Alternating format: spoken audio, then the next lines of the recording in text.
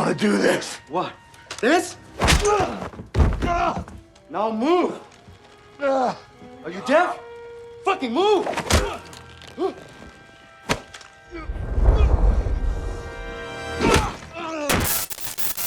Halo guys, kembali lagi bersama Koko Dongeng Channel. Bagaimana nih kabar kalian semua? Pada kesempatan kali ini, Koko Dongeng akan mengajak kalian masuk ke dalam magisnya malam Natal dengan sebuah kisah seru yang tak terduga. Film ini berjudul Violent Night. Ini merupakan salah satu film yang bisa Koko Dongeng rekomendasikan untuk menghadirkan serial Home Alone sebagai peneman di kala liburan kalian saat Natal tiba. Film ini berhasil mengemas ulang Home Alone menjadi lebih seru dan menegangkan, di mana memunculkan karakter heroik di dalamnya. Sama seperti judulnya, Violent Night akan menampilkan adegan berdarah-darah tapi tidak meninggalkan spirit hari Natal. Violent Night ini menceritakan bagaimana aksi heroik dari Santa yang mencoba menyelamatkan keluarga Lightstone yang tengah berkunjung ke rumah neneknya pada malam hari Natal. Santa pada film ini dikisahkan memiliki latar belakang yang bisa dikatakan berbalik 180 derajat dari Santa saat ini. Dengan latar belakangnya itu, ini yang menjadi alasan mengapa Santa bisa menghabisi para perampok itu dengan mudahnya. Daripada kalian penasaran, let's start the party.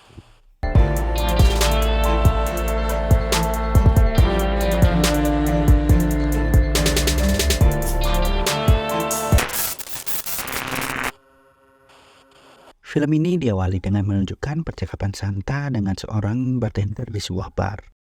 Santa pada saat itu banyak sekali minum alkohol sampai membuatnya mabuk. Santa curhat kalau pekerjaannya saat ini sangatlah membosankan karena kebanyakan dari mereka hanya sekedar meminta kepada Santa. Namun jika sudah dikabulkan, mereka meminta lagi dan lagi. Kan ini maruk banget ya namanya. Put his drinks on my tab, okay? Yeah. Very. Karena merasa iba, pria botak yang berdantan layaknya Santa itu pun mentraktir Santa yang asli. Setelah ditraktir, Santa tiba-tiba pergi dari bar itu sembari memberi kado kepada bartender. How do you know my grandson's name? Namun anehnya, Santa melewati tangga menuju atap bukan menuju pintu keluar. Bartender itu pun kebingungan. Ia menyusul Santa karena khawatir Santa masih dalam pengaruh alkohol. Namun apa yang dilihat bartender itu sangatlah mengejutkan. Ia melihat Santa menaiki kereta kijang yang melayang di udara. It's...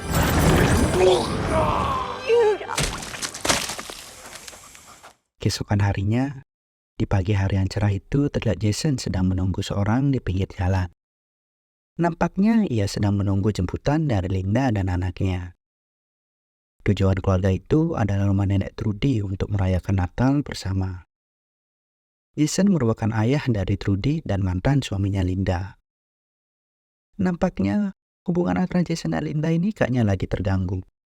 Namun karena sang anak, ia memutuskan untuk liburan Natal bersama di rumah sang nenek. It's Christmas!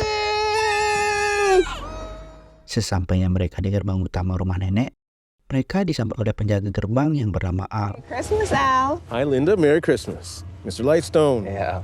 Hey, you back there, True? Setelah sedikit berbincang, Al mempersilahkan mereka untuk masuk ke dalam kawasan rumah itu. Di dalam rumah, tampaknya banyak sekali orang yang sibuk mempersiapkan malam Natal. Mulai dari memasak, berjaga, hingga memasang ornamen Natal. Scene berpindah ke ruang keluarga. Tak hanya keluarga Jason yang ada di sana, terdapat juga keluarga dari saudari Jason yang bernama Alpha. Mereka bercengkrama sembari menunggu sang nenek datang ke ruangan keluarga itu. Smile. It's Christmas. Good girl. Ternyata, nenek merupakan seorang yang sangat kaya raya 7 turunan. Ia sangatlah sibuk bahkan pada malam Natal sekalipun. Di sini kita mulai mengetahui alasan mengapa rumah tangga Jason dan Linda retak. Ini dikarenakan Jason terlalu sibuk mengurusi bisnis ibunya itu. Jason terlalu ikut campur dalam urusan ibunya itu hingga merupakan keluarganya sendiri. Untuk mencairkan suasana, Jason sedikit berbincang hangat dengan Linda. Kata Jason, keluarga Alpha terkenal sering membuat onar, mulai dari suami yang bernama Morgan hingga anaknya yang bernama Bert. Karena ulah mereka, Nenek seringkali menutupi dengan uang miliknya itu. I can only assume will be his first of many sexual harassment accusations. Mom paid off the school. Perbincangan gosip mereka itu pun diakhiri karena sang nenek yang bernama Gertrude Lightstone datang. Meskipun saat kedatangannya itu ia masih saja sempat dalam panggilan. Why in the hell are you standing all the way back there? Merry Christmas, Grandma! Little Gertrude. Pada malam harinya, Santai masih menjalani tugasnya mengirimkan hadiah kepada anak-anak. Namun dari raut dan gelagatnya, Santa sangatlah malas. Ini dikarenakan Natal pada kali ini dipenuhi permintaan yang aneh oleh anak-anak. Tujuan selanjutnya adalah rumah keluarga Lightstone. Sesampainya di atap rumah, Santa bergegas masuk melalui gerbong asap rumah dengan kekuatan ajaib miliknya.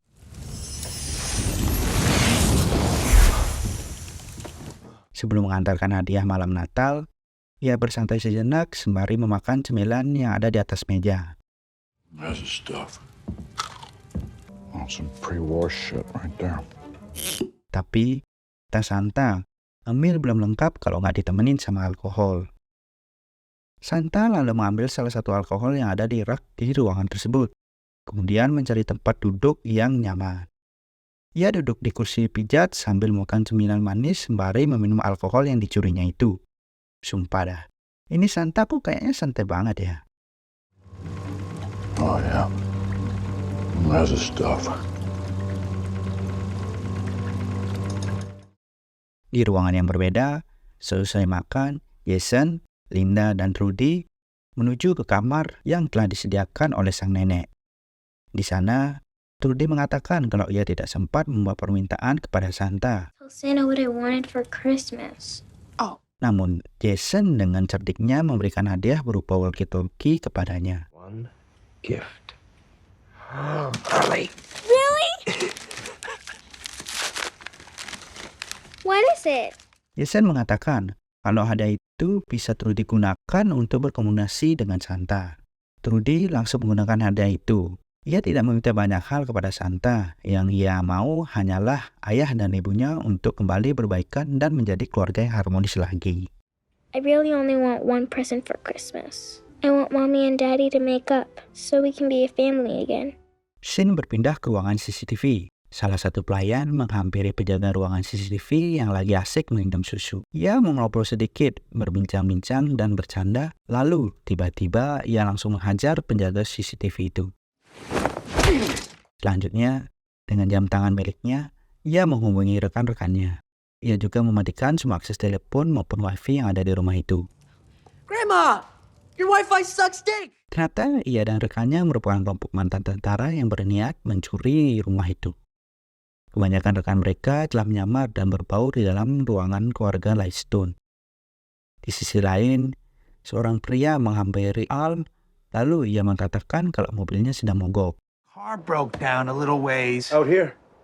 This is a private road. Tapi Al mengatakan hal itu mustahil, karena ini merupakan lingkungan pekarangan rumah private. Dan ternyata, ia adalah bos dari kelompok itu. Ia langsung saja menembak kepala penjaga, lalu masuk ke dalam rumah. Al pun seketika tewas di sana. Sembari menunggu kedatangan bosnya, para anggota lainnya mengambil senjata, lalu mengamankan orang-orang yang ada di sana. Seluruh keluarga Lightstone pun disandra di sebuah ruangan. Nampaknya, yang diincar kelompok itu adalah uang cash yang tersimpan di rumah keluarga Lightstone. Para mantan tentara itu telah lama menyusun rencana untuk merampok rumah keluarga Lightstone yang terkenal memiliki keamanan terbaik di negaranya itu. Uang yang dicuri tidak kecil ya, uang itu jumlah yang banyak. Dan itu didapat dari keluarga Lightstone yang terkenal dengan bisnis kotornya. Santa mendengar adanya kekacauan di bawah. Ia dengan kepo mencoba untuk mengeceknya, namun seorang tentara melihatnya lalu menghampiri Santa. Santa mencoba melawan sebisanya. Akibat itu, Kijang yang membawa kereta kabur sesaat mendengar suara tembakan dan kegaduhan yang dibuat olehnya. Untungnya, ia berhasil mengalahkan tentara itu walau ia harus ikut terlempar juga keluar rumah. Dari kejauhan, Santa awalnya berniat kabur, namun setelah dipikir, ia memutuskan untuk kembali membantu keluarga itu. Ia berjalan perlahan memasuki rumah itu lagi, namun sialnya ia ketahuan lagi. Santa kembali harus melawan dengan peralatan seadanya. Ia tidak menemukan senjata apapun di dalam kantong ajaib miliknya itu. Santa hanya bisa menggunakan akar cerdiknya untuk memanfaatkan benda-benda yang ada sekitarnya. Akhirnya, tentara itu pun tewas. Matanya tercolok oleh hiasan lampu Natal. Santa mendengar suara walkie-talkie milik tentara itu. Dengan bodohnya, ia hanya bisa mengotak-atik hingga salurannya terhubung dengan saluran walkie-talkie milik Trudy. Hello? Santa? Yeah, this is Santa. Trudy akhirnya kesampaian bisa mengobrol dengan Santa. Ia mengatakan situasi di dalam rumah sangatlah kacau. Ia hanya bisa curi-curi kesempatan untuk mengobrol melalui walkie-talkie miliknya itu. Santa kemudian berjanji untuk menyelamatkan Trudy beserta keluarganya. Namun sebelum itu terjadi, Santa akan menghukum para penjahat itu terlebih dahulu. Trudy kayaknya emang gak mau kalah nih ya. Ia mengungkapkan bahwa ia akan menggunakan dan membuat perangkap layaknya film Home Alone. Kayaknya nih bocah emang beneran terinspirasi dari Home Alone deh. Scene berpindah ke ruang kontrol CCTV. Para mantan tentara itu memperhatikan gerak-gerik Santa dari CCTV. Mereka sampai saat ini masih mengira bahwa itu merupakan bapak-bapak yang disewa oleh keluarga Lightstone untuk cosplay saja. Berdasarkan kematian beberapa anggota, mereka sepakat bahwa Santa itu merupakan penyusup yang sangat berbahaya. Langkah berikutnya, ketua tentara menghubungi anak buahnya yang dibunuh oleh Santa melalui walkie-talkie-nya. Santa membalas itu dengan mengatakan bahwa ia akan mengalahkan pasukan bersenjata itu untuk membebaskan keluarga Lightstone. Terrible thing to want for Christmas. But maybe you and I should discuss that in person. Santa Claus is coming to town. Namun, Santa baru menyadari bahwa lukanya ternyata parah. Ia terpaksa mendekati sebuah bangunan untuk memulihkan diri. Santa membuka bajunya dan mulai menjahit lukanya.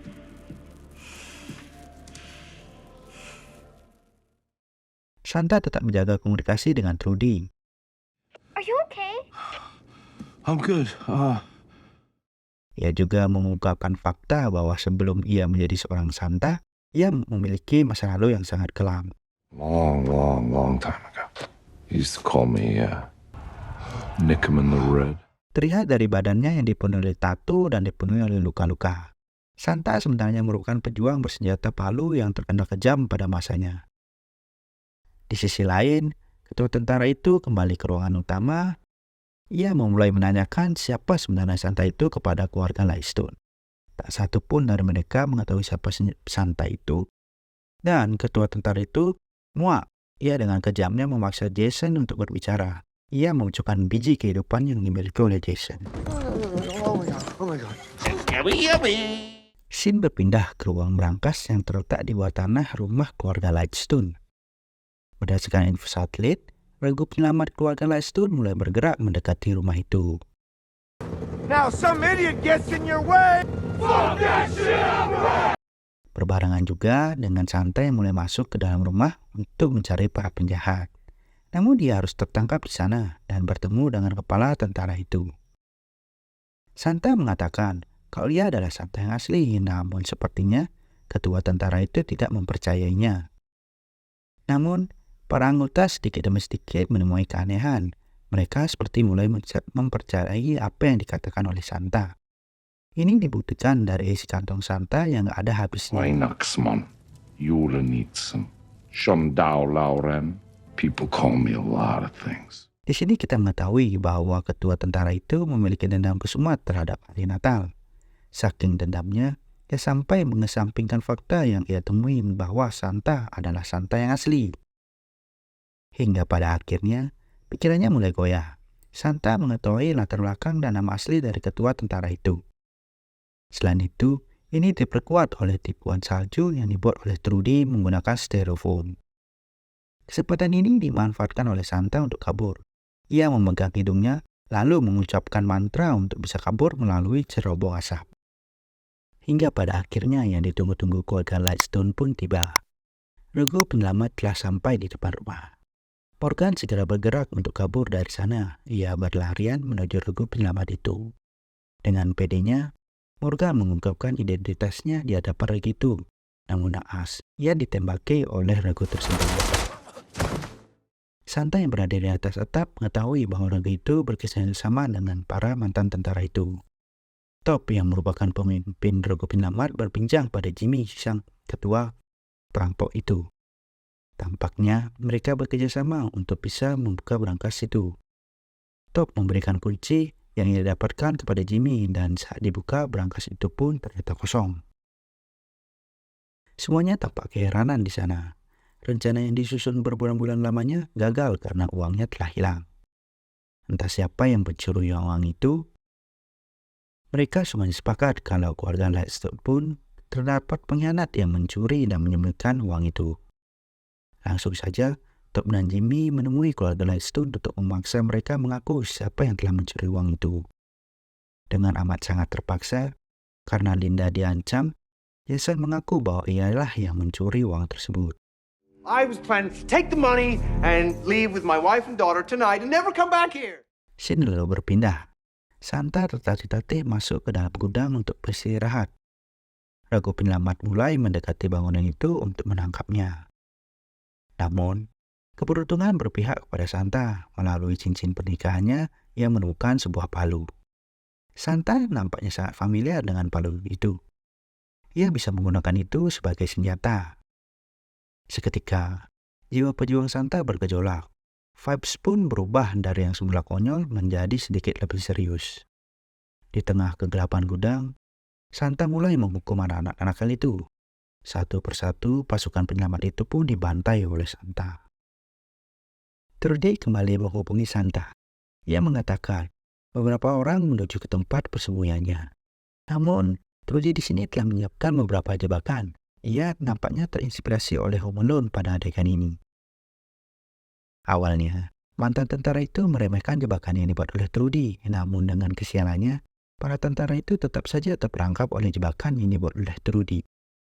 Namun ada satu tentara yang berhasil mendekati Trudy. Ia nampak kesal dengan jebakan yang dibuat oleh Trudy. Untungnya, Santa datang di waktu yang tepat. Ia berhasil mengajar tentara itu dan menyelamatkan Trudy. Santa dan Trudy bergegas menuju ruangan di mana keluarganya disekap. Sesampainya di sana, ternyata Jason masih mengantarkan para penjahat itu menuju tempat di mana ia menyembunyikan uang itu. Linda ingin bekerja sama. Linda di sini mengalihkan perhatian dengan cara menembakkan pistol ke arah gerombolan penjahat itu. Santa langsung menuju ke sana untuk menghentikan itu. Ia muncul dari balik salju untuk menghantam para penjahat itu. Top dan Jimmy nampaknya kepanikan di sini. Ia pun mencoba untuk kabur membawa nenek dan uang yang berhasil ia rampasnya menggunakan jet ski. Santa menyusulnya dari belakang hingga menyisakan Jimmy saja di sana. Pertarungan tentang kesumat Jimmy terhadap Santa terjadi. Jimmy dengan keterampilannya semasa menjadi tentara berhasil mengimbangi Santa dalam hal pertarungan. Pertarungan sengit mereka pun terjadi hingga hampir memojokkan Santa. Namun dengan kekuatannya, The last Christmas. If you still believe.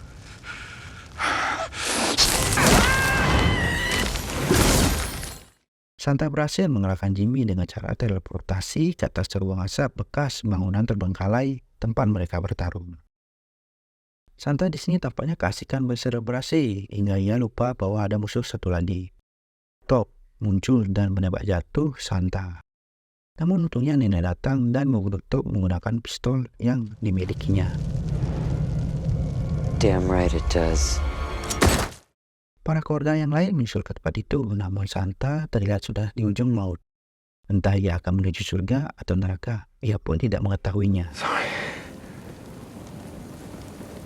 I'm sorry I can't give you what you asked for. Dengan kepercayaan keluarga Lightstone terhadap Santa, ini pun memunculkan keajaiban. Santa berhasil sembuh dari lukanya. Oh my God. Santa! Ya, ternyata diselamatkan oleh rasa kepercayaan Trudy dan keluarga terhadap Santa. Santa pun kembali berdiri dengan gagahnya, lalu melanjutkan mengirim hadiah Natal kepada anak-anak baik di seluruh dunia yang sedang menunggunya di malam Natal.